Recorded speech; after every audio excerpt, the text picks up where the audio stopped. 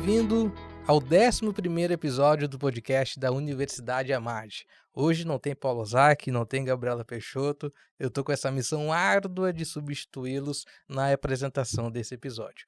Mas eu vou ter uma parceria muito boa, que é um convidado muito especial que esteve em Cuiabá nos últimos dias para dar uma palestra e tirou um tempinho para falar com a gente.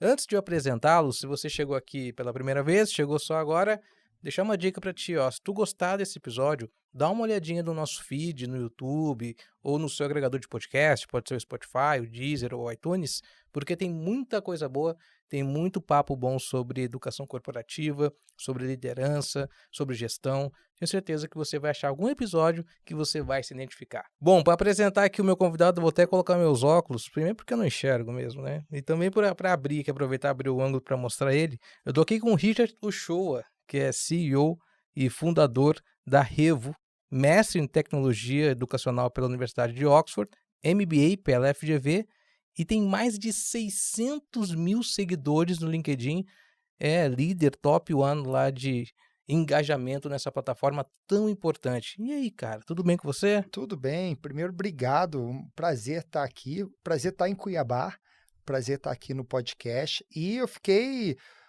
com bastante orgulho de estar no 12º, quer dizer que faz aniversário, né? Se é um por mês, Verdade, faz então sentido. estou aqui concluindo um ano de podcast. É 11º, é quase isso. É o 11º Eu estou episódio. fechando mesmo o primeiro assim. ano. Ok, isso. Estou fechando o ano, não estou inaugurando o segundo. Isso. Rapaziada, olha só, o Rich vai explicar pra gente como é que foi essa palestra que ele deu aqui na MAGE, porque foi sobre inteligência artificial, que é o tema do programa de hoje, algo que você tem certamente sido impactado nos últimos meses, nos últimos anos, com informações, notícias, muitos comentários, muitas teses, muita gente com medo de inteligência artificial, né? A gente estava falando antes de começar o programa, mas explica como é que foi essa palestra. Então, a palestra foi muito, muito bom, porque deu para, primeiro, acalmar os ânimos no começo, para desmistificando um pouco a inteligência artificial, só que também deu aquela visão de o que vai acontecer no futuro e dá um certo medo para quem não se atualiza e não corre atrás. Uhum. Então, só para começar aqui, aquecendo as turbinas, né, muitas pessoas acham que inteligência artificial é Skynet. Exatamente, eu ia até pedir para você abrir já a nossa conversa explicando o que é inteligência artificial. Tá, legal. Então, não é Skynet. Para quem não sabe, Skynet é o Exterminador do Futuro, né? Aquele filme dos anos 80, 90. A gente que é mais velho já... Os mais novos não... sei o que tá falando. Tudo bem. Tá. Quem é dos anos 2000 para frente não sabe, mas tudo bem. Então, primeira coisa, não é uma super máquina, super poderosa, robôs que estão entrando na rua, que vão dominar o mundo. Não tem nada disso. Inteligência artificial, até o nome, não está nem correto, porque a inteligência artificial não é inteligente, ela é burra. Ela não tem capacidade de pensar, ela não tem capacidade de raciocinar, de entender o nosso mundo, de entender correlações entre coisas que não são estatísticas. Uhum. Tá? Inteligência artificial nada mais é do que uma base de dados com uma super máquina que consegue fazer um super processamento muito rápido. E aí, essa máquina consegue correlacionar dados. Como ela correlaciona dados, e no fundo tem muitos dados por aí, ela consegue mostrar análises e conclusões que um ser humano não consegue fazer somente olhando para aquilo. Imagina o seguinte, você tem uma mancha na pele, tá? Você pode ir para o médico, e o médico vai olhar para aquilo e falar, ó, eu não sei se é câncer. Eu vou fazer uma biópsia e vou levar para um centro para analisar e fazer lá, ver se é ou não. Aí ele tira essa foto, ele tira uma foto, manda lá, tal. Daqui a 30 dias você descobre que você tem câncer, tá? Então, isso é o modelo tradicional. Com IA, você mesmo poderia tirar uma foto, mandar para uma grande base de dados, e essa base de dados vai comparar 1000 pontos de dados para identificar se é ou não câncer. Ela vai ver tom da pele, o tamanho da mancha, o volume, um monte de coisas assim, e ela vai ter 1 milhão de fotos, e ela sabe naquelas fotos quem tem e quem não tem. E aí, em vez de demorar 30 dias, talvez demore 30 segundos para você descobrir que você tem câncer, sem você precisar necessariamente ir para o médico. Ou pelo menos uma probabilidade. A ferramenta É, te dá ó, probabilidade, 90% de correto, chance, né? correto. Só que assim, ela tem mais chance de acertar do que o olho do médico. Obviamente que você vai levar para biópsia, vai fazer, aí tem todo o tratamento médico, mas eu tô pegando muito mais análise estatística por trás. Sim, sim. Então, quando a gente vê um médico, por exemplo, que não usa IA, ou que não usará, né, porque essas aplicações estão sendo ainda muito desenvolvidas, mas no futuro, que não usará IA, versus um que usa, o que usa vai ser muito mais preciso, muito mais rápido do que não usa. Porém, o médico continua sendo necessário. Sim, claro. Então, o médico, ele não, ou o profissional, né, ele não deixa de existir. O que vai acontecer não é IA substituindo seres humanos. Vão ser pessoas que usam IA substituindo pessoas que não usam IA. Então, quem vai pegar o emprego de quem não usa é quem usa. Uhum. Mas o ser humano continua fundamental. O que a IA faz para o ser humano torna ele super produtivo. Então, alguém que entregava 10 de uma atividade, com IA entrega 70. O cara que não usa IA, entregando 10, ele se torna tão para trás, se torna tão mais improdutivo, que ele perde o emprego. Sim. E o cara que está entregando 70, ele ganha muito mais valor para o negócio. Aí o cara que ganha 70 acaba substituindo 7 pessoas de 10. Ele provavelmente não vai ganhar 7 vezes mais, mas ele vai ganhar mais do que o que ele ganhava antes. Então, quando a gente vê essa correlação, a IA é um superpoder para o ser humano, porém ela não funciona sem o ser humano. Sim.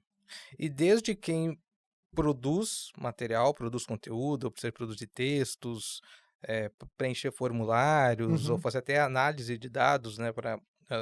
Você falou muito antes da gravação também que trabalha com muitos profissionais de RH. Sim, E eu ouvi no podcast há pouco tempo que muitos profissionais de RH estão usando a inteligência artificial para fazer análise de candidatos também, sim, né? sim. Esse é um exemplo que eu acho legal a gente destacar dessa. Além de quem, de uma maneira informal ou doméstica, utiliza uma inteligência para tirar uma dúvida, Sim, como no caso você deu, quem está trabalhando com isso pode coletar os dados também e fazer a leitura desses dados. Não são só os dados públicos, são os dados que ela perfeito. posta, né? Perfeito. Você traz eu peguei o exemplo do médico, que às Uhum, vezes parece um pouco de futurologia, parece um pouco distante, mas você traz um exemplo muito bom, esse de candidatos uhum, com RH, porque isso já acontece, né? E pequenas ferramentas como essas vão acontecer, eu vou trazer alguns exemplos nessa linha. Então, vamos lá. Hoje em dia, o RH, ele usa ferramentas que vai olhar para o seu LinkedIn, olhar para um formulário que você preencheu e vai analisar qual é a probabilidade de você dar certo naquela vaga ou não, legal. de acordo com as competências necessárias. Então, isso já é realidade. Quando você faz inscreve o seu currículo nessas plataformas, muitas vezes o RH nem olha para o seu currículo. Ele só olha para o seu currículo a partir de uma tiragem que a IA dá para ele. Então, isso tem muitas vantagens, porém tem perigos. Tá? Vantagem, vou dar o exemplo da minha empresa. A minha empresa, a gente recebe por volta de 1.000 currículos por mês. Tá? Tudo bem que, como você falou, meu perfil do LinkedIn tem muito acesso, Claro, isso claro, acaba claro. gerando um Uhum, interesse. A gente é uma empresa 100% remota, então gera muito uhum, interesse na empresa. Mas a gente não tem capacidade de analisar 1.000 currículos por mês.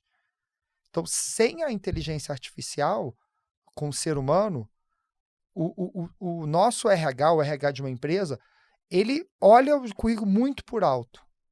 Com a inteligência artificial, ela olha o currículo inteiro, muito mais profundo, e traz só 10 a 20 candidatos com o perfil daquela vaga. Então, isso já é realidade. Né? Então, aí um RH não precisa de 10 pessoas de RH, precisa de um analista que sabe usar essa IA. claro, Então, o claro. exemplo, novamente, sempre vou repetir isso, eu repito isso várias vezes, que IA não substitui os seres humanos. Não precisa ter medo. Não precisa ter medo. O que você tem que ver é como oportunidade. Porque se você for aquele analista de RH que sabe usar aquela ferramenta de IA, além de ganhar mais, você se torna cada vez mais relevante para a empresa. Essa leitura de dados que você abastece a ferramenta, como a gente citou Sim. no caso da RH, ela é muito, muito próxima de quem está nos ouvindo, né? E eu imagino que quem produz conteúdo, a ferramenta também é uma Um dádiva, ChatGPT né? Um ChatGPT, Sim, um bom Falando do exemplo. ChatGPT, que é uma ferramenta bastante popular, Sim, né? Caiu na graça das pessoas, vem melhorando, né? Cada atualização. No ambiente educacional, que é uma das suas especialidades, né? sim. Como que você vê a rotina do professor e também do estudante com essas ferramentas? Você Não entrou vamos aí nem no entrar fogo no parquinho, de cara, assim. nem na questão da autoria do conteúdo, né, mas até mesmo da avaliação. Desculpa só, antes de até interrompendo sua Sim. resposta, mas teve um caso, só para não perder até o raciocínio, para não esquecer, de um professor que pegou uma redação e colocou no ChatGPT e perguntou: "Esse texto é original ou é do ChatGPT?" O ChatGPT respondeu: "Esse texto é do ChatGPT". É, E aí o aluno se defendeu falando: "Não, eu coloquei para corrigir a ortografia". E aí, olha que é, confusão, cara, né. é. Como que administra isso, bicho? Então, eu acho vou dar um passo para trás, só explicar o que é o ChatGPT, Boa, boa. para quem não conhece, tá? O ChatGPT é vamos dizer, o Google da inteligência artificial. O Google não no sentido de buscador, mas a referência, né, o ponto principal da inteligência artificial hoje está sendo o ChatGPT. Se você não conhece ChatGPT, é como se você não conhecesse Google. Então, é tão simples quanto isso. Vai mudar radicalmente a forma que a gente interage com máquinas e a forma que a gente trabalha. Uhum. Agora, imagina é que Google, por acaso, foi lançado em 2000, mas vamos pegar o Yahoo em 94. Lançou a internet. Yahoo era o principal buscador. E você é um profissional e fala o seguinte: essa coisa de internet não vai longe, não. Não vou aprender esse tal de Yahoo. Não estou nem aí para ele, isso é uma tendência, isso é uma Modinha. moda que daqui a pouco vai embora. Se você tem essa cabeça, olha o que aconteceu. É isso que vai acontecer e o ChatGPT será essa referência da inteligência artificial. O que é o ChatGPT de uma forma muito geral? Imagina um Google, tá? Igualzinho Perfeito. o Google, você faz uma pergunta para ele. O Google, como que ele funciona? Ele tem toda a internet na sua base de dados. E aí ele vê a sua pergunta e ele começa a trazer sites que podem trazer essa resposta. Esse é o Google. E ranqueia pelo algoritmo dele e tudo mais. O ChatGPT, ele faz o mesmo começo. Ele pega a sua pergunta, ele entra na internet inteira, só que diferente do Google, ele não te traz site. Ele cria um resumo do que ele interpretou daquilo lá e ele elabora uma resposta. Então, ele é uma IA que a gente chama de generativa. Ele cria textos. E essa IA, ela tem a base de dados da internet inteira. Então, e aí, por isso que parece que ela é muito inteligente, não é? Então, o ChatGPT é provavelmente a IA hoje mais conhecida e que dá mais senso dela ser inteligente. Mas, como eu falei, ela é burra. Ela nada mais faz do que pegar conteúdos, resumir e reescrever. O que ela tem é uma base de dados gigantesca. Então, ela sabe tudo. Ela tem tudo na base de dados, igualzinho o Google tem. Então, quando você começa a fazer perguntas para o ChatGPT e ele começa a trazer respostas que você nunca imaginou, é por isso, é porque ele resumiu tudo que foi escrito, só quem escreveu? O ser humano. Então, se você fala para o ChatGPT, qual é o futuro do agronegócio? O que ele vai fazer? Ele vai pesquisar a internet inteira, vai fazer um resumo do futuro do agronegócio e vai trazer isso para você. Mas ele não tem a capacidade de prever o futuro, de analisar, de entender o contexto, de analisar um monte de coisas e trazer uma coisa original. Não. É um resumo do resumo, basicamente isso. Eu digo isso para novamente reforçar. Ele precisa do ser humano, tá? Vamos para o mundo da educação. O que acontece no mundo da educação quando você tem esse poder dessa máquina? O professor dá um trabalho e o aluno vai fazer o quê?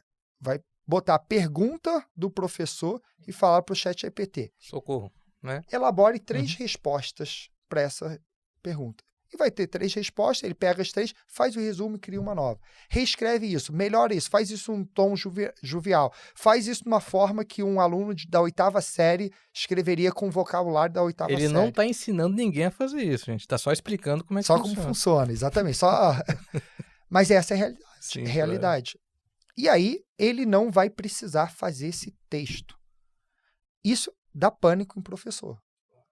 Só que, por outro lado, A internet surgiu na minha vida, eu tinha 9 anos de idade. Tá? Eu sou de 85, a internet surgiu em 94. Então, eu peguei o mundo antes da internet e o depois. E essa transição da internet surgindo. Antes da internet, eu tinha que fazer um trabalho. Como que era esse trabalho? Eu tinha que entrar numa enciclopédia, Barça, né? A Barça ou o Almanac Abril, né? Exatamente. Eu tinha que entrar no livro, na biblioteca, e ficar pesquisando, e o máximo que eu podia pesquisar é uma ou duas referências conforme o tamanho da biblioteca e meu tempo. Gastava 3 horas para fazer uma pesquisa. Quando veio o Google, Yahoo, internet, os professores estavam desesperados, porque ninguém ia mais buscar na enciclopédia. Como que a pessoa não vai buscar? Como que ela não vai escrever e tal? Mas o mundo evoluiu. Hoje em dia, essa enciclopédia não existe mais. E as pessoas pesquisam onde? No Google.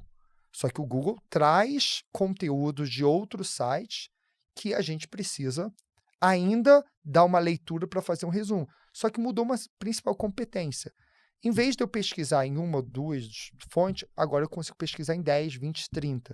Eu tenho uma capacidade com o Google muito maior do que quando eu tinha com o livro. O ChatGPT é o Google com 2.0, sabe, com muito mais poder. A diferença é que ele traz o conteúdo pronto.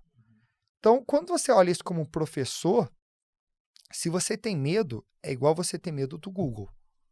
Ele vai mudar. Agora, você precisa entender como que eu desenvolvo as competências que eu quero diante desse cenário, porque você não vai ter como fugir. Então, o que eu vejo que o ChatGPT faz, e aí o exemplo da enciclopédia lá atrás, você gastava muito tempo pesquisando e escrevendo e resumindo. Você gastava pouco tempo discutindo, tendo raciocínio crítico e análise profunda daquele conteúdo. Então, a educação vai ter que mudar para isso. O professor que fica lá falando que a enciclopédia é melhor do que o Google vai ser o professor que está falando que o ChatGPT não deve ser usado. E esse vai ser enganado rapidamente, porque os alunos vão usar o ChatGPT. Qual é o problema de muitos desses professores que têm uma resistência maior? É que ele ensina da mesma forma há 20 anos. E ele fica lá entregando conteúdo. E aí, os alunos, a forma que eles aprenderam mudou. E aí, vou te dar um exemplo muito claro para mostrar isso. Se você entra no YouTube hoje e procura um canal de matemática, você vai tem canais de matemática com 5 milhões de alunos inscritos. Você para e pensa, é loucura alguém querer se inscrever num canal de matemática. Né? É igual a gente, antigamente, ligar a TV e ficar horas assistindo na TV uma aula de matemática. Você nunca pensaria em fazer isso. Sim. Só que por que isso acontece hoje em dia e não acontecia antigamente? Antigamente, a gente tinha que prestar atenção na aula, porque a gente não tinha outros conteúdos para consumir.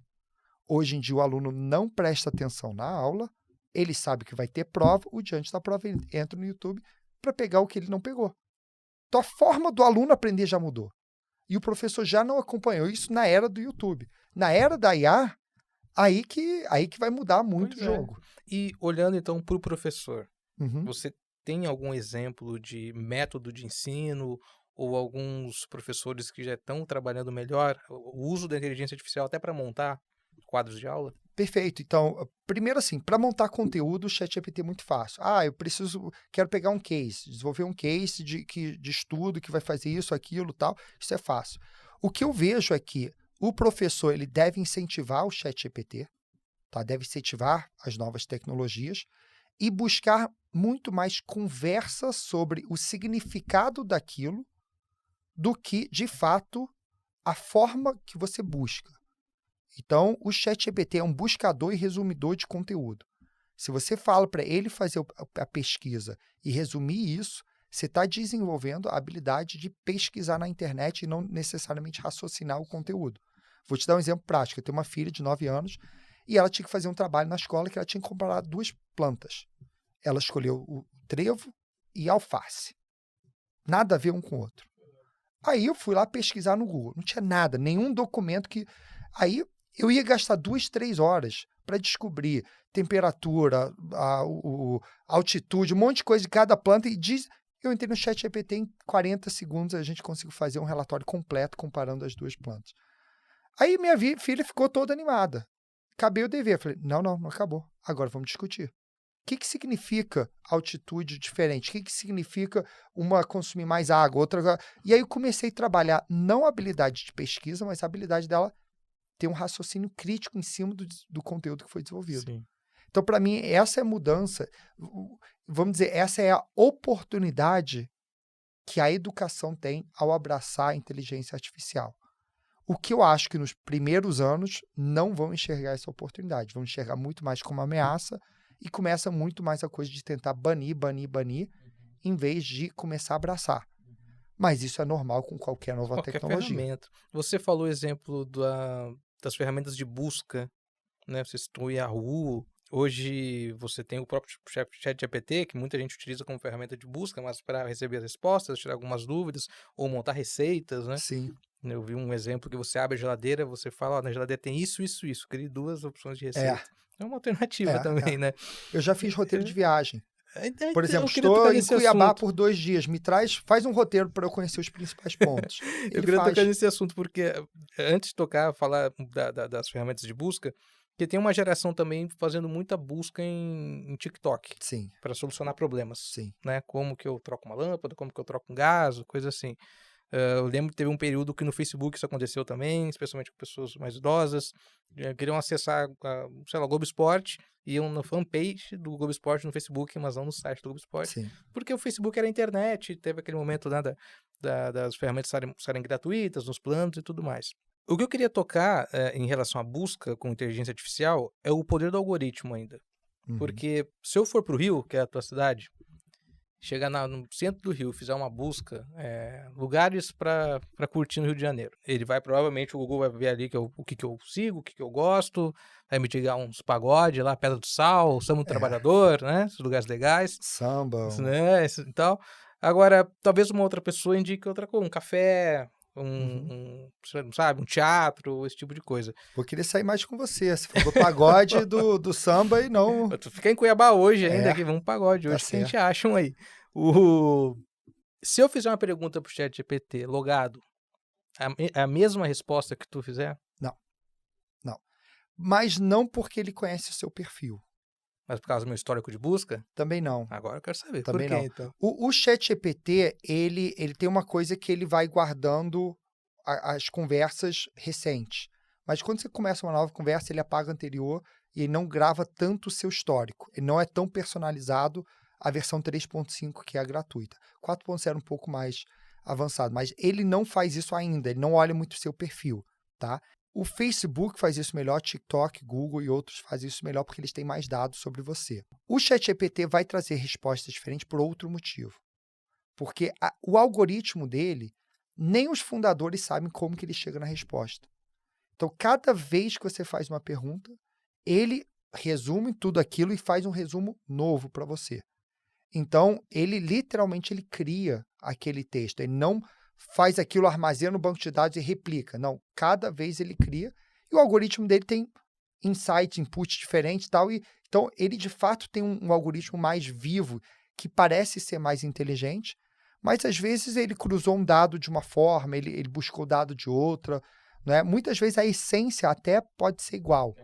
Mas ele elabora respostas diferentes. Existem outras alternativas também para quem procura uma ferramenta de texto, né? A Microsoft tem investido muito numa também há pouco tempo, né? Me fugiu o nome agora. Então, a OpenAI é dona do ChatGPT e 50% da OpenAI a Microsoft é dona. Quem tem feito... Então, a Microsoft está apostando muitas fichas na OpenAI, que é o ChatGPT. Quem tem feito outras é Google, lançou a Gemini. E aí tem outras aí que são... Sim. Só que assim, qual a grande coisa da inteligência artificial não é nem o ChatGPT, é muito mais a OpenAI, que assim, para você treinar um algoritmo de inteligência artificial, você vai gastar entre 100 a 500 milhões de dólares, tá? Então imagina o seguinte, você quer montar um data center, você quer treinar os seus servidores para fazer isso. Você vai gastar 100 a 500 milhões de dólares. A maior parte desse custo vai ser energia elétrica. Só para você ter ideia de tanto consumo de energia. Só que a OpenAI, ela criou um modelo de negócios que é totalmente disruptivo para IA. que é um pouco o que a Amazon fez para servidores. Ela criou um modelo que você pode usar a máquina dela já treinada para fazer um consumo e um serviço de IA e pagar isso poucos dólares por consumo. Para sua empresa. Para sua empresa. Então, vou te dar um exemplo que a nossa empresa, que a Revo, fez. O que a gente está fazendo? Como que a gente está usando isso? Então, a gente usa a inteligência artificial da OpenAI, tá? A gente criou camadas de software, criamos uma tecnologia nossa, para poder resolver vários problemas de negócio com IA. E aí vou dar alguns exemplos. Por exemplo, a gente criou uma assistente de aprendizagem, uma tutora, que responde dúvidas dos alunos. Então, alguém leu um conteúdo e tem uma dúvida. Fala, poxa, quem que eu pergunto? Olhando para uma empresa e não uma escola. Uma escola, sim, uma faculdade tem um professor, uma empresa não tem ninguém para tirar dúvida. Imagina o seguinte, você tem uma política de anticorrupção na empresa, você teve que ler tudo aquilo e fala, pô, eu não entendi. Você não tem ninguém para perguntar. A gente tem uma IA que você ensina o conteúdo da empresa e ela tira dúvidas do conteúdo da empresa. Tá? Onde que isso te leva? Só para você entender o poder disso. A gente está começando a implementar isso em vários processos dentro da empresa. Por exemplo, o onboarding de um funcionário. Um funcionário é admitido e ele tem dúvidas. Qual é o dia do pagamento? Qual é o plano benefício, o plano de saúde, o hospital disponível? Um monte de dúvidas que surgem. A gente tem uma IA para responder as dúvidas do colaborador e é ensinado em cima da política da empresa. Essa IA não vai para a internet, ela só usa os documentos da empresa. O que você faz? Você elimina o tempo que o RH tinha que fazer com essa pessoa. Agora, dando um passo um pouco mais. Então, ainda está em soluções simples de negócio. Agora eu vou trazer uma solução que realmente começa a mudar o jogo. A gente está usando isso para treinar concessionárias de carros, vendedores de concessionárias, sobre como que ele vende mais. Então, imagina o seguinte, eu não vou dar nomes de empresas aqui, mas a gente está trabalhando com grandes empresas do setor automotivo, que você tem, alguém entra na sua concessionária e fala o seguinte, eu estou na dúvida sobre se eu compro o seu carro ou de um concorrente. Uhum. Aí o vendedor vai poder falar, me traz as características do carro tal, compare com o nosso. E aí ela vai falar o seguinte, ó, o ponto fraco daquele carro é o kit multimídia, o nosso é melhor. O nosso pneu é melhor, só que o motor dele é melhor. Então não fala do motor, fala do kit multimídia e disso aqui. Isso ele vai poder fazer carro a carro com cada concorrente. Você não consegue fazer isso com o ser humano. Ele não vai memorizar isso. Fazer uma análise de cadernos, de documento, ele vai demorar um tempão. Ele perde a venda. Exatamente. Então, com isso, você começa a criar o que eu chamo de superpoderes. E aí você tem um funcionário, um vendedor da concessionária A, ele começa a usar isso. E aí você vai para o concorrente que não está usando. Quem vai vender mais? É isso que muda o jogo na IA. E é legal destacar que a gente não está falando daquele serviço automatizado, que não é novo, que é antigo. Diz que 1 para isso, diz que 2 para aquilo. Isso não tem IA. Não, isso não é. Isso é programação Programação pura, lógica, né? exatamente. Lembra do Bob, não era o Bob, o robô da Petrobras? Ah, sim, sim. Né? Que, pô, aquilo era mágico, né?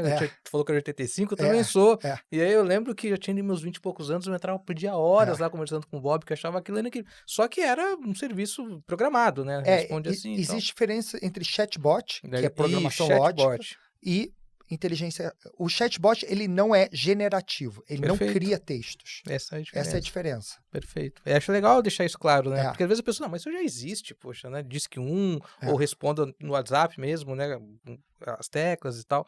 Mas não, tem essa questão de você ir atualizando a ferramenta com mais informações e fazendo cruzamento que não necessariamente vai ser só 1 ou 2, ou A ou B e tudo mais. Tem uma discussão também rotineira, cara, que é sobre direitos autorais. Ah, polêmico. Não é? Arte. É arte ou não é? Pô, eu não vou entrar nesse debate, né? Esse debate é agenda do Twitter, né?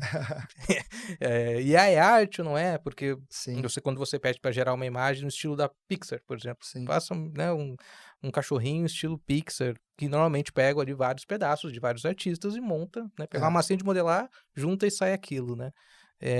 Esse debate tem alguma legislação em andamento, algo um pouco mais burocrático em relação a isso? Então, não ainda, e esse é um grande problema das redes sociais, não tem redes sociais não, da inteligência artificial, redes sociais também, mas não tem uma regulamentação, E aí, quando eu falo regulamentação, quando a gente ouve o debate das redes sociais, vai muito no lado da censura.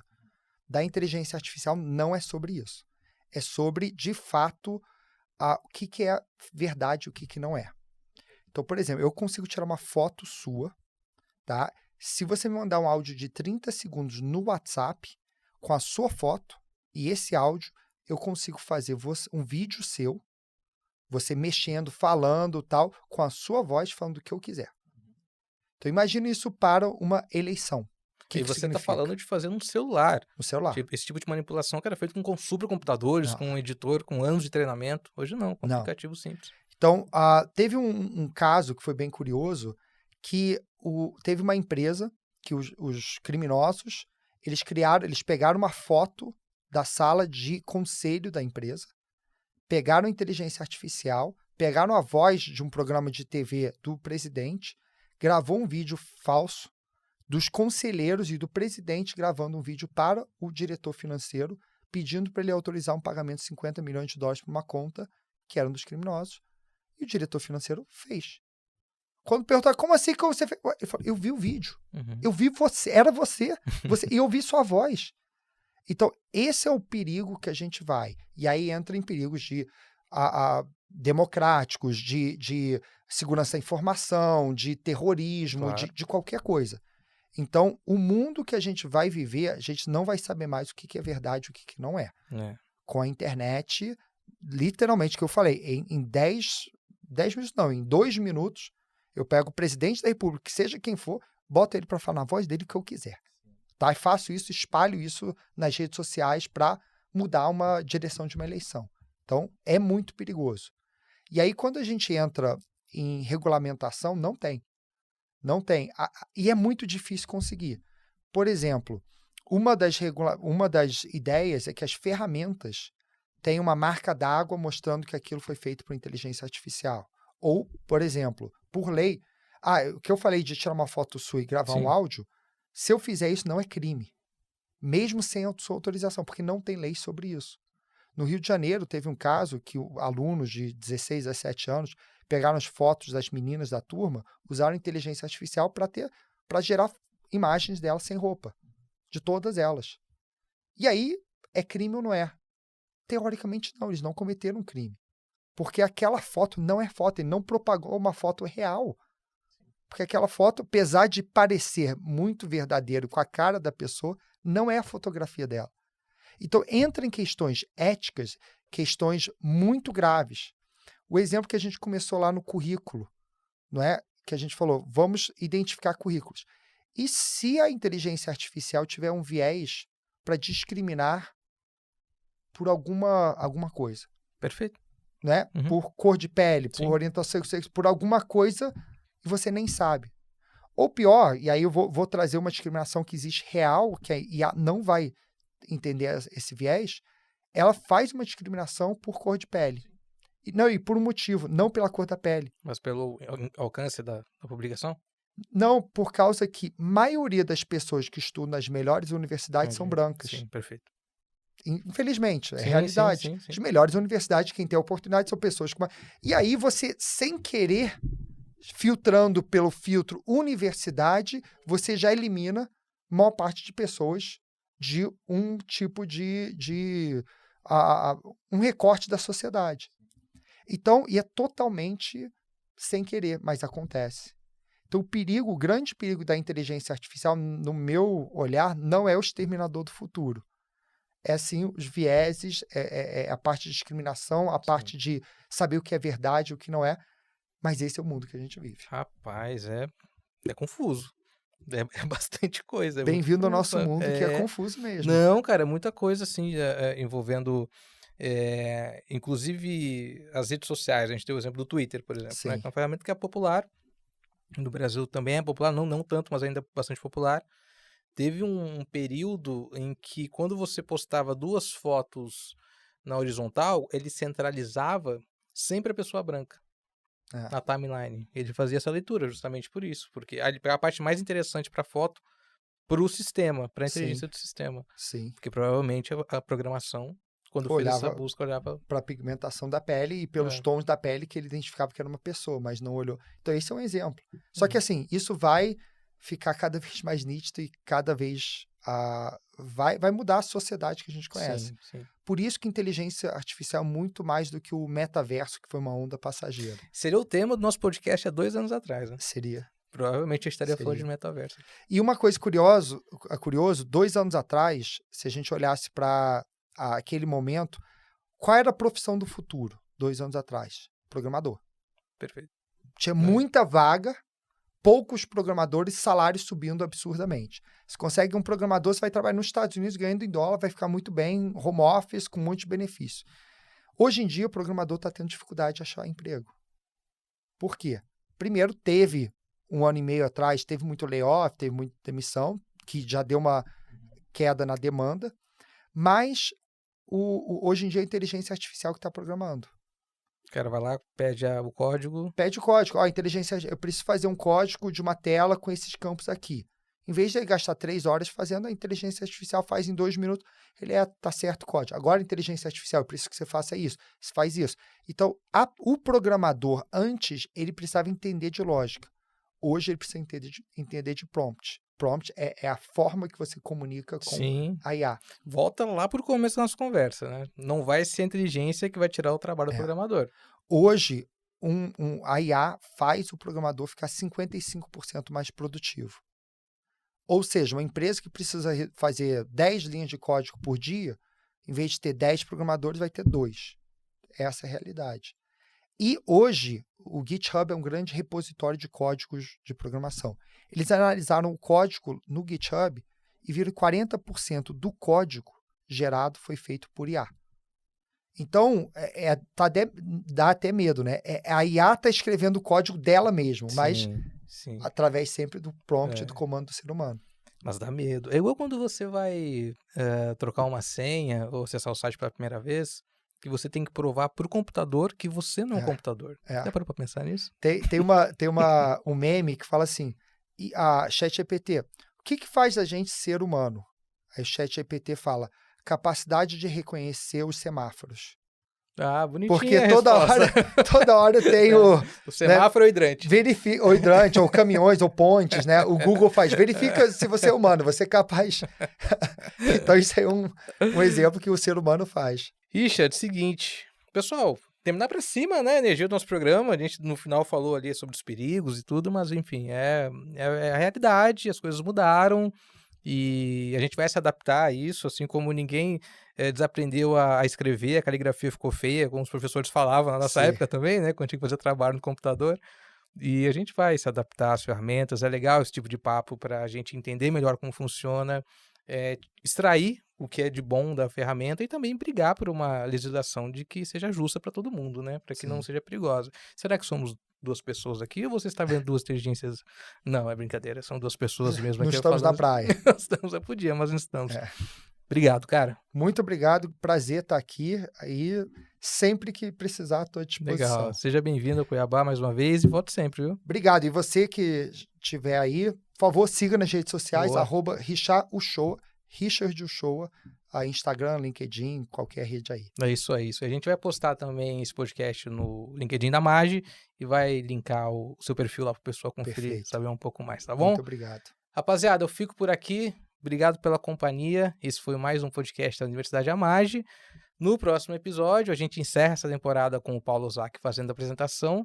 E eu deixo aqui o recado para você. Se você curtiu esse episódio, se você acha que esse assunto vai agregar algum amigo, alguma amiga, então cogita compartilhar, porque o podcast faz assim. Ele cresce a partir do momento que você vai enviando para as outras pessoas. Fechou? Até a próxima. Tchau, tchau.